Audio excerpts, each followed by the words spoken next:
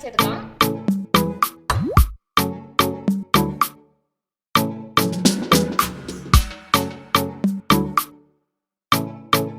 இன்றைக்கி சிம்பிளாக ரெஸ்டாரண்ட் ஸ்டைலில் எப்படி சில்லி சிக்கன் செய்கிறதுன்னு பார்க்கலாம். அதுக்கு வந்து நம்ம 50 கிராம் கார்ன்ஃப்ளவர் மாவு எடுத்து வச்சுருக்கோம். 50 கிராம் மைதா சேர்த்துக்கலாம்.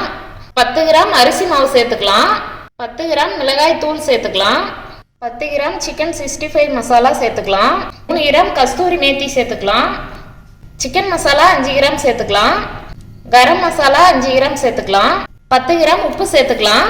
இந்த பொருளெல்லாம் சேர்த்துட்டு நல்லா மிக்ஸ் பண்ணி விட்டுக்கலாம். நம்ம இன்றைக்கி சில்லி சிக்கனுக்கு வந்து இன்றைக்கி 1 கிலோ அளவுக்கு நம்ம வந்து மசாலா கலந்துருக்கோம். இந்த மசாலா பார்த்திங்கன்னா நீங்கள் 1 கிலோ சிக்கன் எடுத்துகிட்டு கலந்து செஞ்சிங்கன்னா சரியாக இருக்கும். இன்றைக்கி வந்து இந்த மசாலாவில் நான் பாதி தான் எடுத்துக்க போகிறேன். ஏன்னா நான் இன்றைக்கி 1/2 kg சிக்கன் தான் எடுத்திருக்கேன்.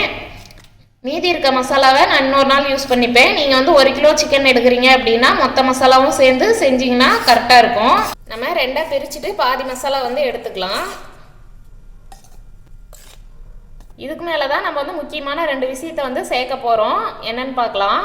10 கிராம் அளவுக்கு இஞ்சி பூண்டு பேஸ்ட்டு சேர்த்துக்கலாம். இப்போ வந்து முட்டையில் இருக்க வெள்ளைக்கருவு மட்டும் நம்ம சேர்த்துக்க போகிறோம். மஞ்சள் கருவு சேர்த்தோம் அப்படின்னா நமக்கு வந்து சில்லி வந்து தீய ஆரம்பிச்சிரும். அதனால் வந்து நம்ம இந்த வெள்ளைக்கருவு மட்டும் சேர்த்துக்கலாம். லைட்டாக தண்ணி சேர்த்துட்டு நம்ம வந்து மிக்ஸ் பண்ணி விட்டுக்கலாம். நல்லா மிக்ஸ் ஆன உடனே நம்ம வந்து சிக்கனை சேர்த்து நல்லா கலந்து விட்டுக்கலாம். 1/2 கிலோ வாஷ் பண்ணி வச்சுருந்தா சிக்கனை சேர்த்துக்கலாம். சேர்த்துட்டு நல்லா கலந்து விட்டுக்கோங்க. நீங்கள் புளிப்பு வேணும் அப்படின்னா கொஞ்சமாக லெமன் சேர்த்துக்கோங்க. நான் வந்து இன்றைக்கி லெமன் சேர்க்கலை. இப்போ சிக்கன் வந்து நல்லா கலந்து விட்டாச்சு. இது 1/2 மணி நேரம் ஊற வச்சுக்கலாம்.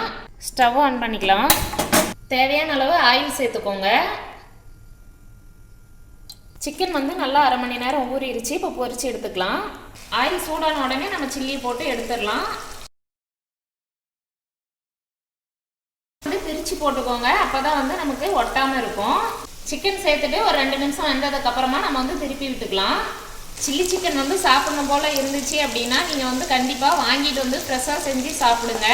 ஏன்னா ஆயில் சிக்கன் எல்லாம் புதுசு அப்படிங்கிற மன திருப்தி இருக்கும். இதே அளவுகளோட மசாலா கலந்து சில்லி சிக்கன் வந்து ரெடி பண்ணி பாருங்கள். ரொம்ப நல்லாயிருக்கும். உப்புலேருந்து எல்லாமே அளவு பண்ணி போட்டுக்கோங்க. நீங்கள் உப்பும் பார்க்க தேவையில்லை, மிளகாய் தூளும் காரமும் பார்க்க தேவையில்லை. எல்லாமே கரெக்டாக இருக்கும். இந்த மாதிரி ஒன்றோட ஒன்று ஒட்டாமல் போட்டுக்கோங்க. சிக்கன் வந்து லோ ஃப்ளேமில் வச்சுட்டு ஒரு 5லேருந்து 8 நிமிஷம் வரைக்கும் நல்லா சிக்கனை வந்து வேக விட்டுக்கோங்க. அப்போ தான் வந்து உள்ளெல்லாம் சிக்கன் நல்லா வெந்து வரும். கடையில் வந்து கண்டிப்பாக அஜினோ சேர்த்து தான் செய்வாங்க. நம்ம வந்து அஜினோ இல்லாமல் கலர் பவுடர் இல்லாமல் வெறும் மிளகாய் தூள் மட்டும் சேர்த்து மசாலா ஐட்டம்லாம் சேர்த்து நம்ம செஞ்சிட்ருக்கோம். இதே மாதிரி சில்லி சிக்கன் வந்து நீங்களும் வீட்டில் செஞ்சு பார்த்துட்டு எப்படி வந்துச்சு அப்படிங்கிறத கமெண்ட்டில் சொல்லுங்கள். சிக்கன் வந்து நல்லா ஒரு 8 நிமிஷம் அளவுக்கு நம்ம வந்து வேக வச்சுட்டோம். எடுத்துடலாம். இப்போ மீதி இருக்க எல்லா சில்லி சிக்கனையும் பொரிச்சு எடுத்துடலாம்.